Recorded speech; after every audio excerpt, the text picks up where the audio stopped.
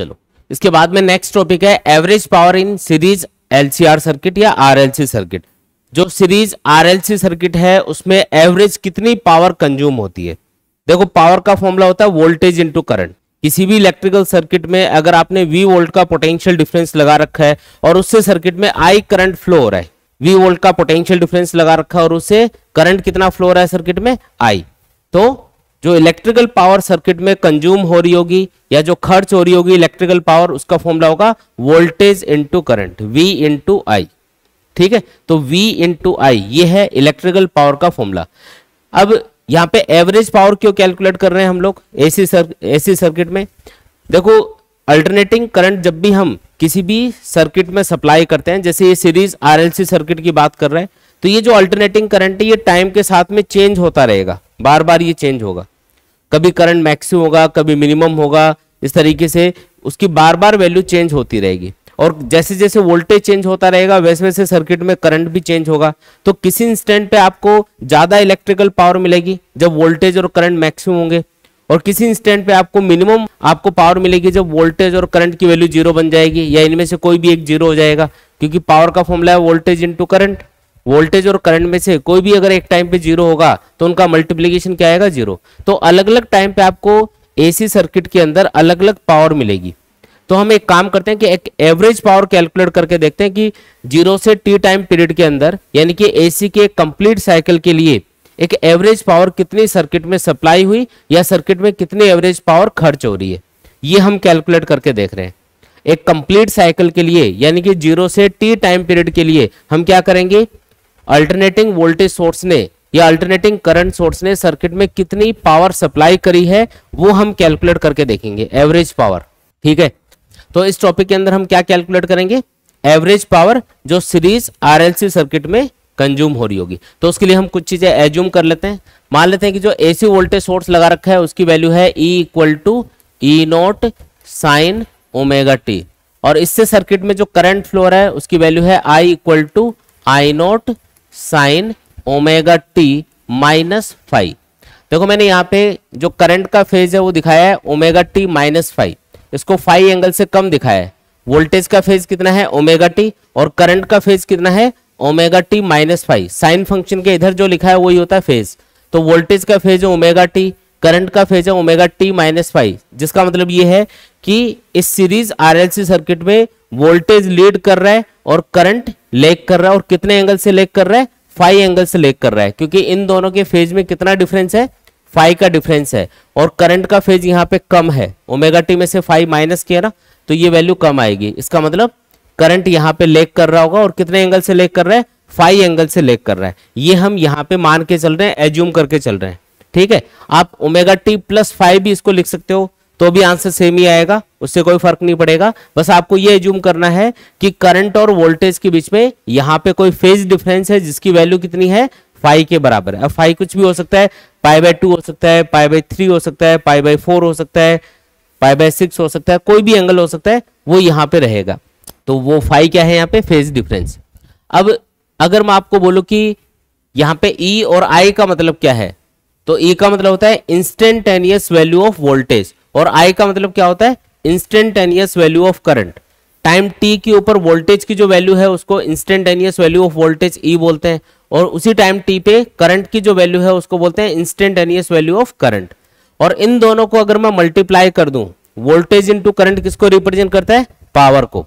Voltage into current किसके बराबर होगा, पावर के बराबर होगा। तो अगर मैं इंस्टेंटेनियस वैल्यूज, इंस्टेंटेनियस मतलब पर्टिकुलर एक इंस्टेंट की बात हो रही है, टी टाइम पे बात हो रही है, तो टी टाइम पे जो वोल्टेज और करंट है इनकी वैल्यूज को अगर मल्टीप्लाई कर दिया जाए तो उससे आपके पास क्या आ जाएगा, उस टी टाइम के ऊपर जो इंस्टेंटेनियस पावर है वो निकल के आ जाएगी।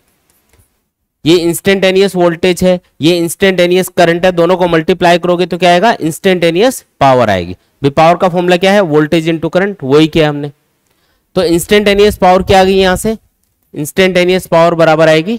अब ये दोनों वैल्यूज मैं यहां से पुट कर रहा हूं, E naught sine omega T into क्या करना है, I naught sine omega T minus 5 करना है। ठीक है, अब थोड़ा सॉल्व कर लेते हैं इसको। ये जो साइन ओमेगा टी माइनस 5 है इसको आप ओपन कर सकते हो साइन ए माइनस बी वाले फॉर्मूले से।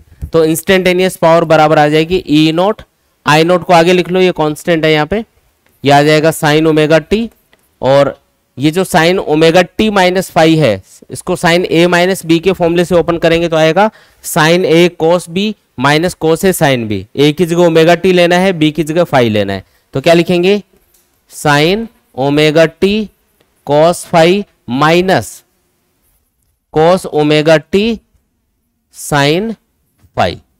ये मैंने साइन ए माइनस बी का फॉर्मूला अप्लाई किया है, जो ट्रिग्नोमेट्री का साइन ए माइनस बी का फॉर्मूला वो हमने अप्लाई किया है इसको ओपन करने के लिए।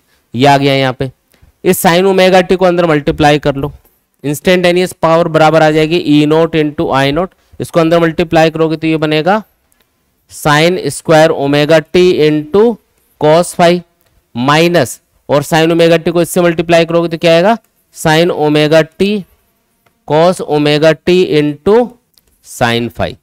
ये अपने पास में इंस्टेंटेनियस पावर की वैल्यू आ गई। अब हमें कैलकुलेट क्या करना है, एवरेज पावर। भी टॉपिक का नाम क्या है, average power in series RLC circuit, मतलब एवरेज पावर कैलकुलेट करनी है। अब एवरेज पावर कैलकुलेट करने के लिए क्या करना पड़ेगा, ये तो एक पर्टिकुलर इंस्टेंट पे यानी कि टाइम टी पे जो इलेक्ट्रिकल सर्किट में पावर कंज्यूम हो रही है उसकी वैल्यू आई है।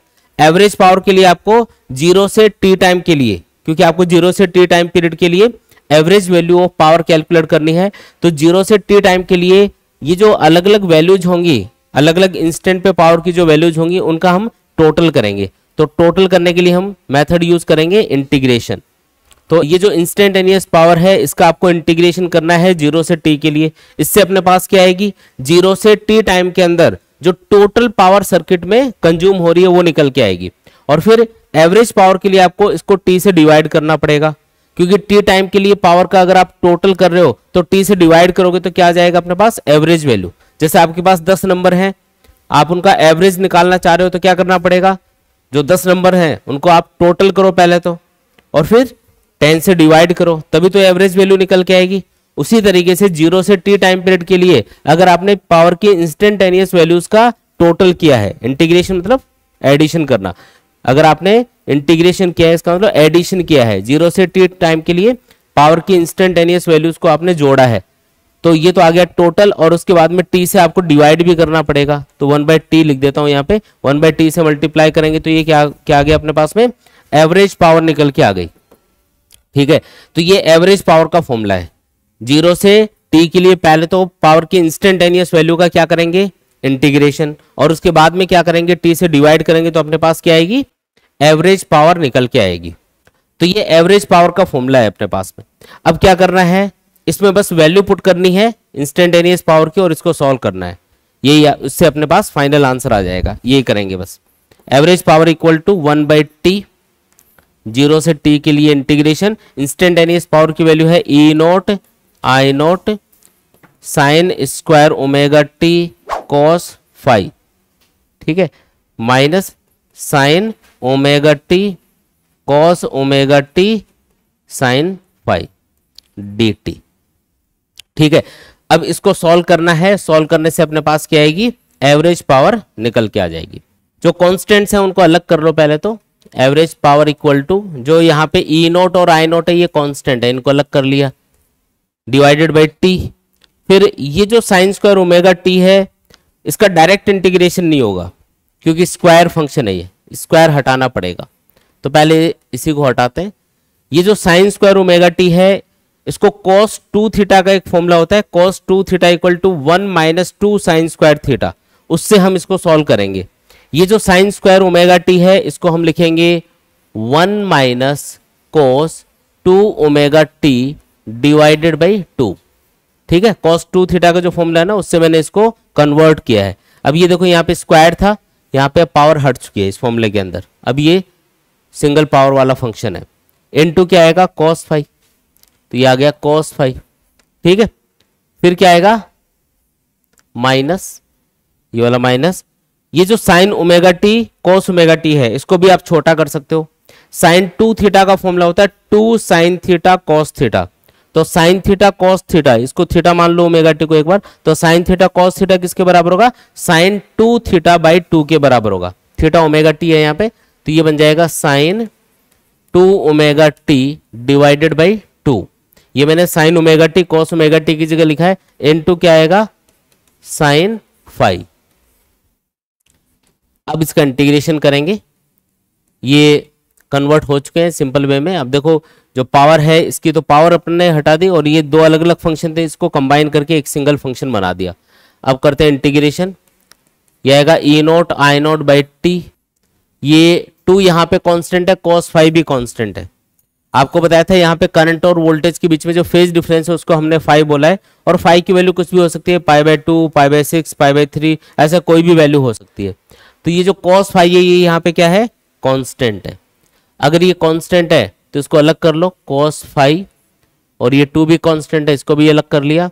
और 1 का इंटीग्रेशन क्या होगा, तो टाइम के रेस्पेक्ट में इंटीग्रेशन कर रहे हो, टाइम के रेस्पेक्ट में कर रहे हो ना, तो 1 का इंटीग्रेशन होगा t माइनस, और cos 2 ओमेगा टी का क्या होगा, इसका होगा sin 2 ओमेगा टी, और t के मल्टीप्लाई में जो भी होता है वो डिवाइड में आ जाएगा, यानी कि t के मल्टीपल में है यहाँ पे 2 ओमेगा, तो 2 ओमेगा अपॉन में लिखना पड़ेगा।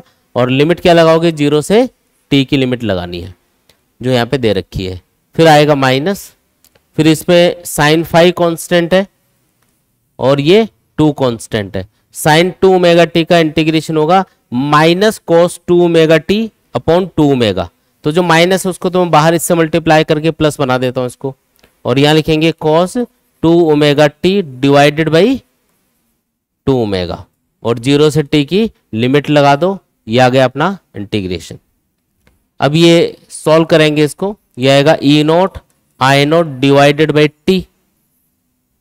अब देखो पहले मैं लिमिट पुट कर रहा हूं, पहले अपर लिमिट पुट करेंगे इसमें, फिर लोअर लिमिट। ये है यहाँ पे cos फाई डिवाइडेड बाई 2।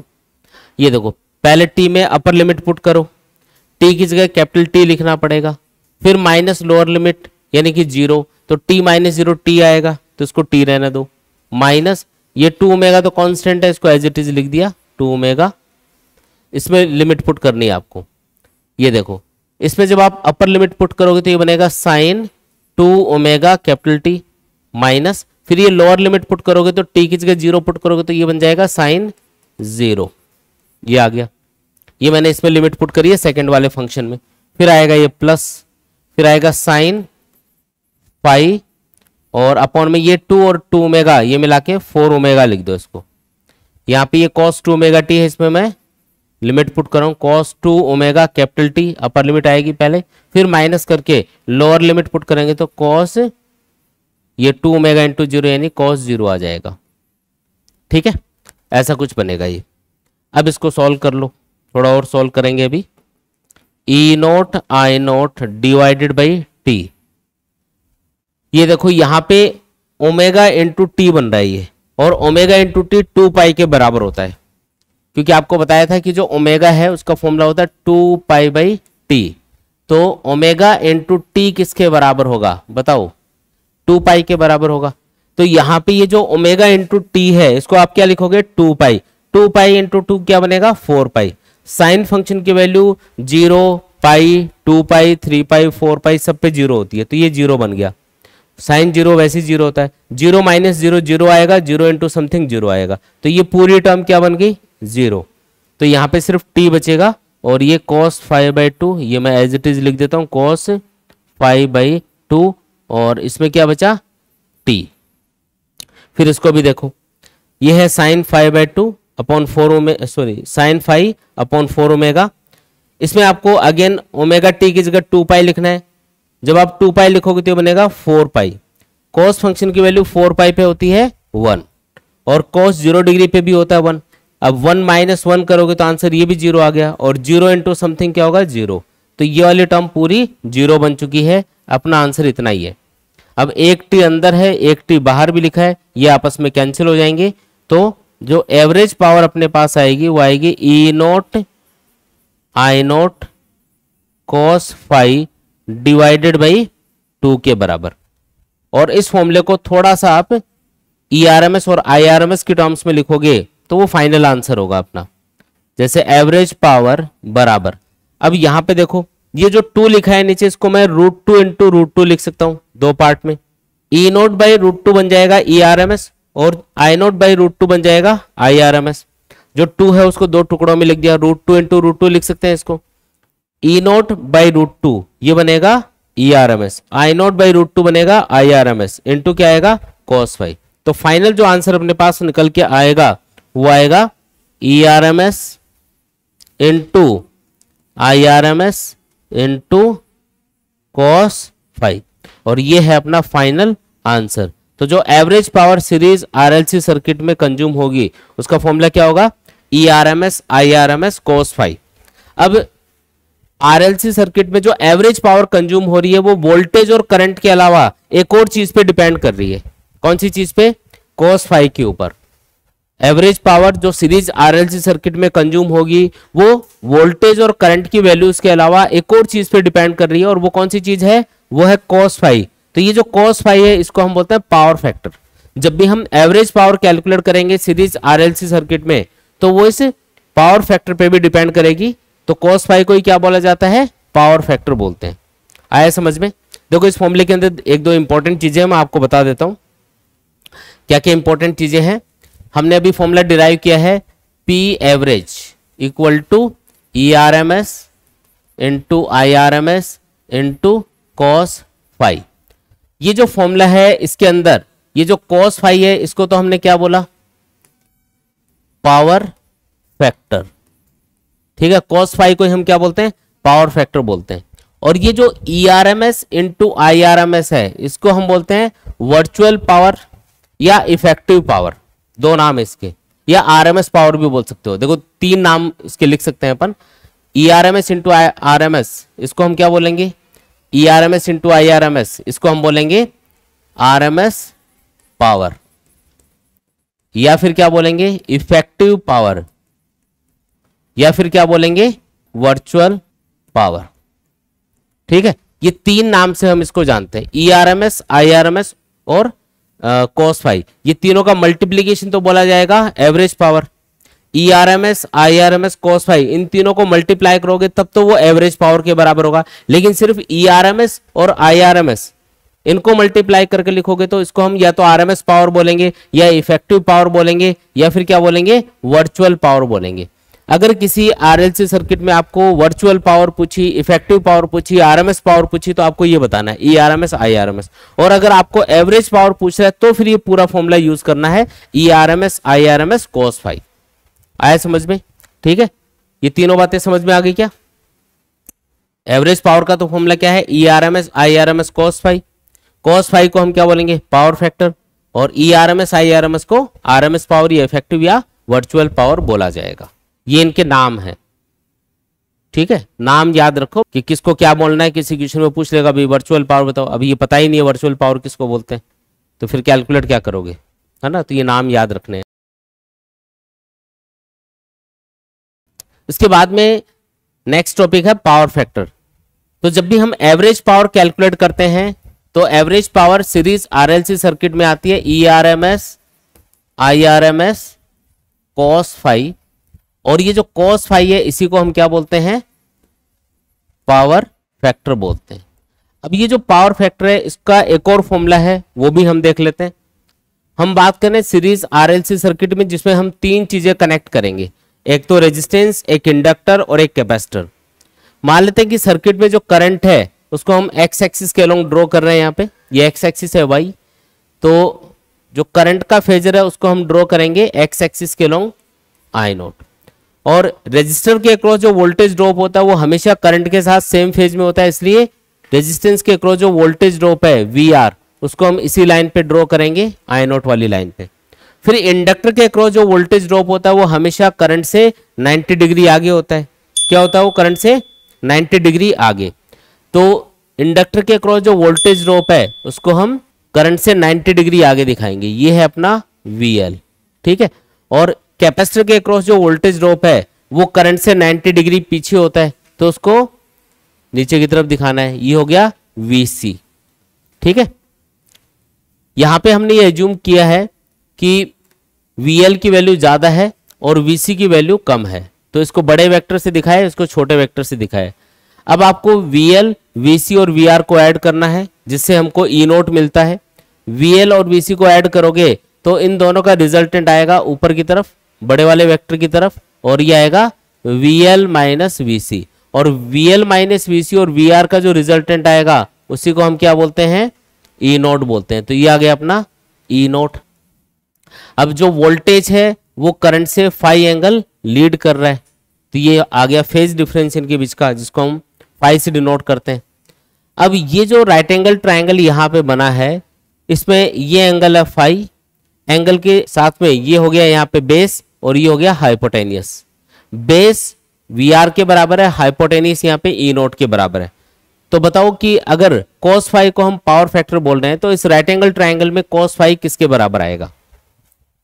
इस राइट एंगल ट्राइंगल में cos फाई आएगा अपने पास में बेस यानी कि VR अपॉन हाइपोटेनियस यानी कि E नोट, इसके बराबर आएगा। अब VR की वैल्यू होती है I नोट इंटू R और E नोट की वैल्यू होती है I नोट इंटू Z।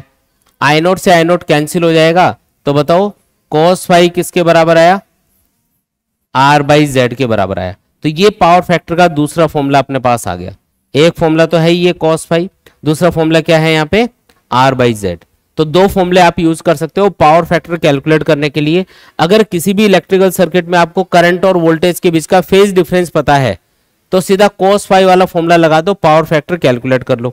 और अगर फेज डिफरेंस पता नहीं है, कोई बात नहीं, आपको सर्किट में रेजिस्टेंस कितना लगा रखा है वो दे रखा होगा, सर्किट का इंपीडेंस कितना है वो दे रखा होगा, उन दोनों को डिवाइड कर दो आपस में, तो R अपॉन Z ये भी किसके बराबर होता है? पावर फैक्टर के बराबर होता है।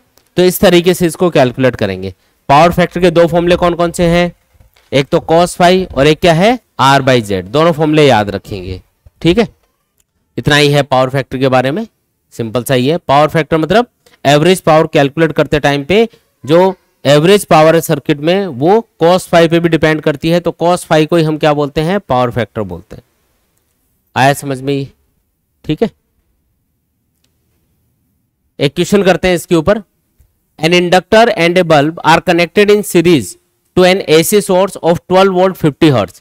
2 ampere current flows in the circuit and the phase angle between the voltage and current is π/4 radian.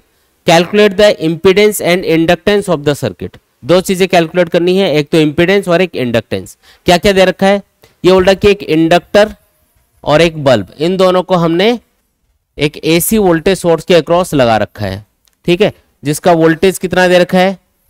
12 volt, यानी कि ERMS आपको दिया हुआ है 12 वोल्ट और फ्रीक्वेंसी आपको दे रखी है 50 हर्ट्ज, ठीक है। एक इंडक्टर है और एक बल्ब। बल्ब को हम रेजिस्टेंस मानते हैं, याद रखना है बल्ब का जो फिलामेंट है वो एक रेजिस्टेंस होता है। तो बल्ब में से जब भी करंट पास होता है, बल्ब के अंदर से जब करंट पास होगा यानी कि फिलामेंट से जब करंट पास होगा तो ये गर्म होकर चमकता है, तो एक्चुअल में ये रेजिस्टेंस ही होता है।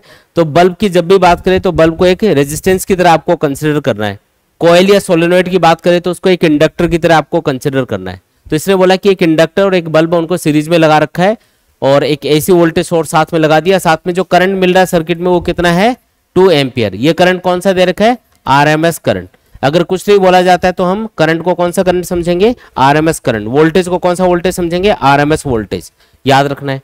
फिर आपको बोला कि करंट और वोल्टेज के बीच का फेज डिफरेंस कितना है? ये है π/4 के बराबर। अब दो चीजें पूछी है, एक तो इंपीडेंस और एक inductance of the circuit.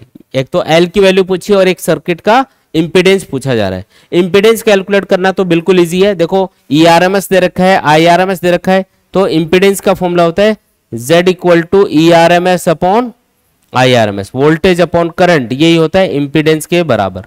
Voltage कितना है? 12 वोल्ट। करंट कितना है? 2 एम्पियर। तो बताओ कितना आएगा? ये आएगा 6 ओम, ठीक है। 12 वोल्ट का AC वोल्टेज सोर्स लगा रखा है, करंट कितना है? 2 एम्पियर और वोल्टेज अपॉन करंट यही होता है इंपीडेंस, तो ये आएगा 6 ओम के बराबर। फिर दूसरी चीज पूछिए इंडक्टेंस बताओ, L की वैल्यू कैलकुलेट करके बताओ। यहाँ पे एक चीज इसने दी है कि phase difference between voltage and current is π/4। इसका क्या यूज है? तो हम जानते हैं कि कोई भी RLC सर्किट हो या कोई भी RL सर्किट भी हो सकता है, RC सर्किट भी हो सकता है, उसके अंदर जो पावर फैक्टर होता है उसका फॉर्मूला होता है power factor equal to cos phi, या इसको क्या लिख सकते हो? R अपॉन Z लिख सकते हो। यहाँ पे फाई की वैल्यू दे रखी है π/4। मैं इसमें वैल्यू पुट करके सॉल्व करके देखता हूँ क्या आता है। cos π/4 इक्वल टू इधर क्या आएगा? R, और Z की वैल्यू क्या होगी? ये कौन सा सर्किट है? RL circuit. RL सर्किट के लिए जो इंपीडेंस है वो बराबर होता है under root of R² plus XL square के, ठीक है। अब ये cos pi by 4, cos pi by 4 बराबर होता है 1/√2 के, equal to r upon under root of R square plus XL square. एक काम करते हैं, दोनों साइड में स्क्वायर करते हैं, तो ये बन जाएगा, और एक काम और करो साथ में, दोनों साइड में स्क्वायर करो और क्रॉस मल्टीप्लाई कर दो, तो स्क्वायर करोगे तो ये अंडर रूट हट जाएगा, और उधर ये 1 से मल्टीप्लाई होगा तो ये आएगा R square plus XL square, और इधर आएगा ये स्क्वायर करने पे 2 और ये आर स्क्वायर, यानी कि 2r स्क्वायर बन गया। अब ये जो आर स्क्वायर उधर लेके जाओगे तो वो एक आर स्क्वायर को कैंसिल कर देगा, तो एक्सएल स्क्वायर इक्वल टू आ गया आर स्क्वायर, यानी कि एक्सएल किसके बराबर है, आर के बराबर है। तो ये जो फेज डिफरेंस पाई बाई 4 दे रखा था सर्किट में, उससे हमको ये पता चला कि सर्किट में जो इंडक्टिव रिएक्टेंस है एक्सएल, इंडक्टर का एसी के लिए जो रेजिस्टेंस है उसको बोलते हैं इंडक्टिव रिएक्टेंस, वो जो इंडक्टिव रिएक्टेंस है वो आर के बराबर है यहाँ पे, ठीक है। अब इंपीडेंस का फॉर्मूला क्या बताया था आपको, Z equal to under root of R square plus XL square, और क्योंकि आर की वैल्यू एक्सएल के बराबर है इसलिए आर को हटा दो यहां से, तो Z इक्वल टू क्या लिख सकते हो, अगर इसको आर लिख दोगे, सॉरी इस आर को अगर एक्सएल लिख दोगे तो एक्सएल स्क्वायर और ये एक्सएल स्क्वायर ये बन गया 2 एक्सएल स्क्वायर, अंडर रूट से बाहर आएगा √2 इंटू एक्सएल, ठीक है। अंडर रूट से बाहर एक्सएल आ जाएगा और अंडर रूट के अंदर 2 बच जाएगा।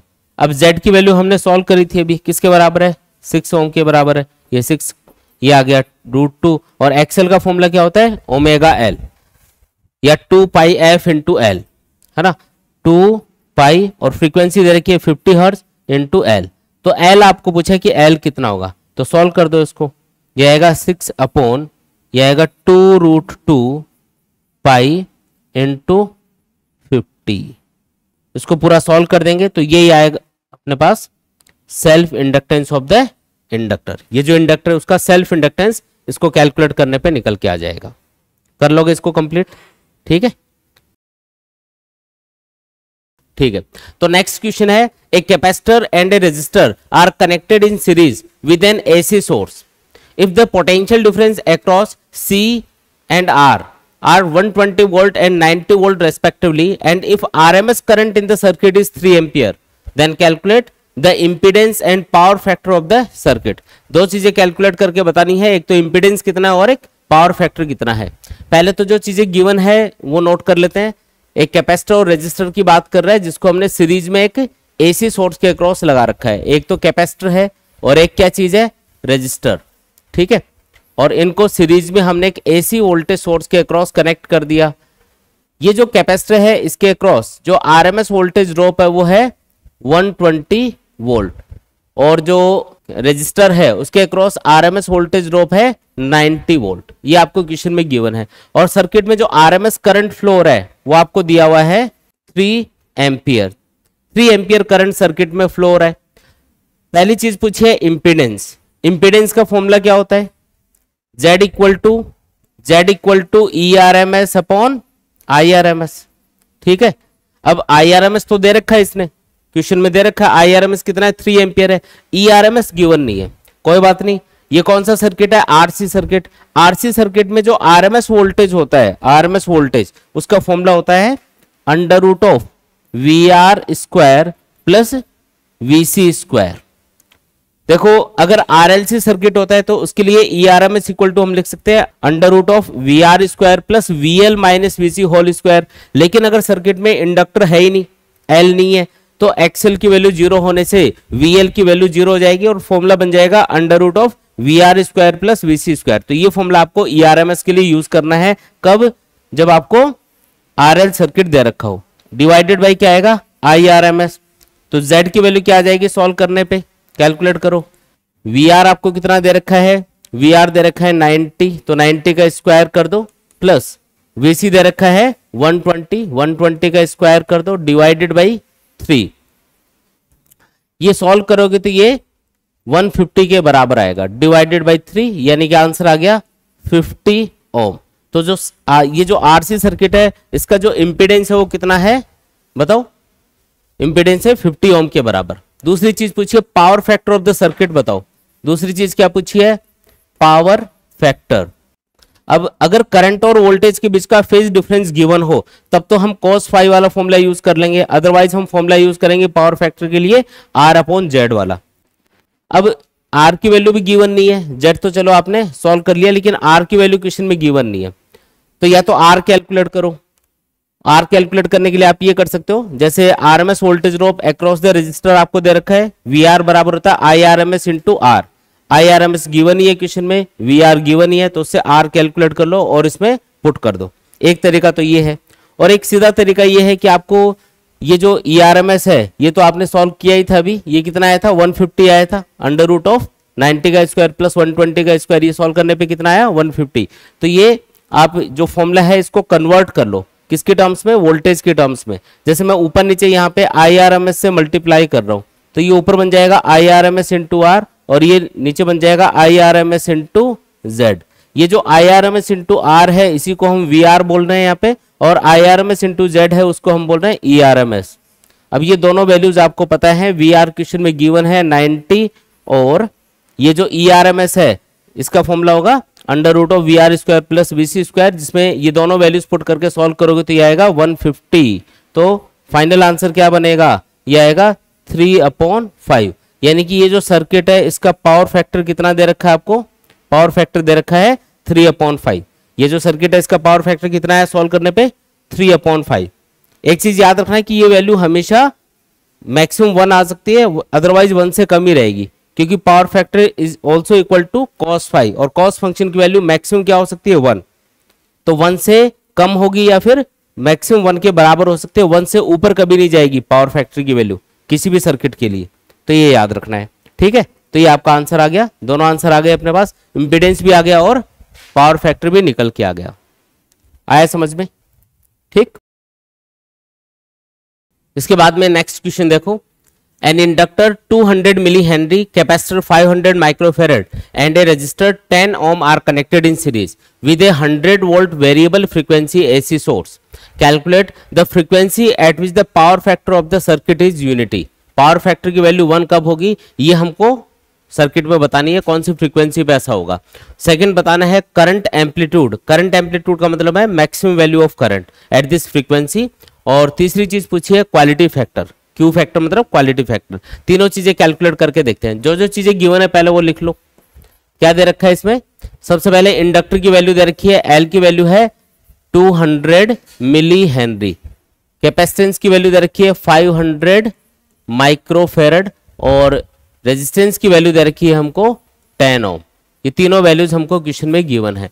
इसके अलावा आपको जो एसी सोर्स हमने लगा रखा है उसकी वोल्टेज की वैल्यू दे रखी है, और एसी सोर्स के लिए जो भी वोल्टेज बताया जाता है वो हमेशा उसकी आरएमएस वैल्यू होती है। तो 100 वोल्ट यहाँ पे क्या है, आरएमएस वोल्टेज, जो भी आपने वोल्टेज सोर्स लगा रखा है उसकी आरएमएस वैल्यू है ये।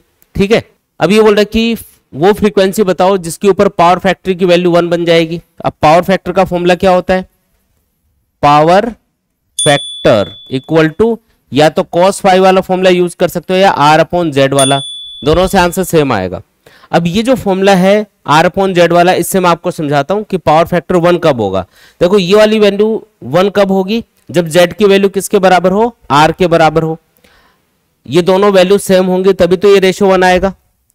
जब Z की वैल्यू R के बराबर होगी तो उस कंडीशन में पावर फैक्टर की वैल्यू क्या बन जाएगी, यूनिटी, यानी कि 1। अब Z की वैल्यू R के बराबर एक ही केस में होती है, सीरीज RLC सर्किट में Z की वैल्यू R के बराबर एक ही केस में होती है, जब इलेक्ट्रिकल रेजोनेंस की कंडीशन होती है। और इलेक्ट्रिकल रेजोनेंस कंडीशन में जो इंपीडेंस है वो मिनिमम होता है R के बराबर, और XL और XC आपस में इक्वल होने की वजह से कैंसिल हो जाते हैं। तो एट रेजोनेंस जो Z है वो R के बराबर होगा, और जो पावर फैक्टर है उसकी वैल्यू क्या आएगी, 1 आएगी। तो आपको पूछा है कि the frequency eight which the power factor of the circuit is unity, मतलब वो फ्रीक्वेंसी बताओ जिसके ऊपर पावर फैक्टर की वैल्यू क्या आ जाएगी, 1। तो कौन सी फ्रीक्वेंसी पे ऐसा होगा, रेजोनेटिंग फ्रीक्वेंसी पे, क्योंकि जब रेजोनेंस कंडीशन होगी तब पावर फैक्टर 1 बनेगा। मतलब आपको कौन सी फ्रीक्वेंसी पूछी इसने, रेजोनेटिंग फ्रीक्वेंसी, जिसका फॉर्मूला होता है 1/2π√LC। ये रेजोनेटिंग फ्रीक्वेंसी का फॉर्मूला है। इसमें वैल्यू पुट कर रहा हूं, जैसे 2π और L की वैल्यू कितनी दे रखी है 200, और मिली मतलब 10 की पावर -3 लिखना पड़ेगा, मिली में दे रखा है नहीं, इसलिए 10 की पावर -3 लिखेंगे। और सी की वैल्यू कितनी दे रखी है 500 माइक्रोफेरेड, माइक्रो मतलब 10 की पावर -6, ये वैल्यू पुट करनी पड़ेगी। अब इसको सॉल्व कर लो, ठीक है। देखो इसको सॉल्व करेंगे तो रेजोनेटिंग फ्रीक्वेंसी आ जाएगी अपने पास 1/2 पाई, ये पूरा सॉल्व करोगे तो ये आएगा 10 की पावर -2, अंडर रूट से बाहर 10 की पावर -2 आएगा। इसको ऊपर ले जाओगे तो ये बनेगा 100/2 पाई, यानी कि 50/पाई, ये आएगा सॉल्व करने पे अपने पास में रेजोनेटिंग फ्रीक्वेंसी। जो रेजोनेटिंग फ्रीक्वेंसी है उसकी वैल्यू होगी 50/पाई हर्ट्ज, ठीक है। ये आपका पहला आंसर है, जो पहली चीज पूछी है उसने उसका आंसर ये है। दूसरी चीज जिसने पूछी है current amplitude at this frequency, मतलब रेजोनेटिंग फ्रीक्वेंसी पे आपको करंट की मैक्सिमम वैल्यू बतानी है। तो करंट की मैक्सिमम वैल्यू यानी कि आई नोट पूछा जा रहा है। अब आई नोट का फॉर्मूला होगा ई नोट अपॉन जेड, लेकिन आपको पता है कि रेजोनेटिंग फ्रीक्वेंसी पे ये करंट पूछ रहा है, और रेजोनेटिंग फ्रीक्वेंसी पे जेड की वैल्यू किसके बराबर हो जाती है आर के बराबर, इसलिए मैं इसको ई नोट बाई आर लिख देता हूं। तो बताओ आई नोट कितना आएगा। अच्छा ई नोट डायरेक्टली गिवन नहीं इक्वेशन में, आपको ई आर एम एस दे रखा है, और ई नोट और ई आर एम एस में क्या रिलेशन बताया था, ई आर एम एस बराबर होता है ई नोट बाई √2, यानी कि ई नोट बराबर होगा √2 times of E R M S divided by R. अब ये सारी वैल्यूज पुट करते हैं, ई आर एम एस है यहाँ पे 100 और आर की वैल्यू कितनी दे रखी है इक्वेशन में 10, सॉल्व करोगे तो क्या आएगा आई नोट बराबर आएगा 1 0 कैंसिल, यानी कि 10√2 एम्पियर। ये आ गया अपना पीक करंट यानी कि मैक्सिमम वैल्यू ऑफ करंट। और तीसरी चीज क्या पूछी इसने क्वालिटी फैक्टर, जिसका फॉर्मूला क्या है 1/r √L/c, वैल्यू पुट करो इसमें 1/r, r की वैल्यू है यहाँ पे 10, L की वैल्यू कितनी है, L की वैल्यू देखिए 200 मिली मतलब 10 की पावर -3 डिवाइडेड बाई C की वैल्यू है यहाँ पे 500 माइक्रो मतलब 10 की पावर -6। सॉल्व कर लो इसको, क्या आएगा सॉल्व करने पे, ये 2 0 तो उड़ा ही देते हैं अपन, तो ये बन जाएगा 2000/5 यानी कि 400 आएगा, और 400 से बाहर आएगा 20/10 यानी कि पूरा सॉल्व करोगे तो ये 2 आएगा। तो क्वालिटी फैक्टर की वैल्यू क्या है यहाँ पे 2 के बराबर है। इस सर्किट का जो क्वालिटी फैक्टर वो 2 है यहाँ पे, ठीक है। तो तीनों आंसर आ गए अपने पास में। वो फ्रीक्वेंसी आ गई जिसके ऊपर जो पावर फैक्टर है उसकी वैल्यू 1 होगी, वो होती है रेजोनेटिंग फ्रीक्वेंसी, याद भी रख सकते हो। रेजोनेटिंग फ्रीक्वेंसी पे ही पावर फैक्टर की वैल्यू 1 होती है, तो रेजोनेटिंग फ्रीक्वेंसी का फॉर्मूला लगा के हमने उसको कैलकुलेट कर दिया। फिर उसने पूछा पीक करंट यानी कि मैक्सिमम वैल्यू ऑफ करंट, वो भी कैलकुलेट कर दिया, फॉर्मूला बेस्ड है एकदम। और तीसरी चीज क्या पूछी इसने क्वालिटी फैक्टर, तो उसका फॉर्मूला लगा के हमने वैल्यूज पुट करके सॉल्व किया है। बिल्कुल आसान है एकदम, फॉर्मूला बेस्ड क्वेश्चन है।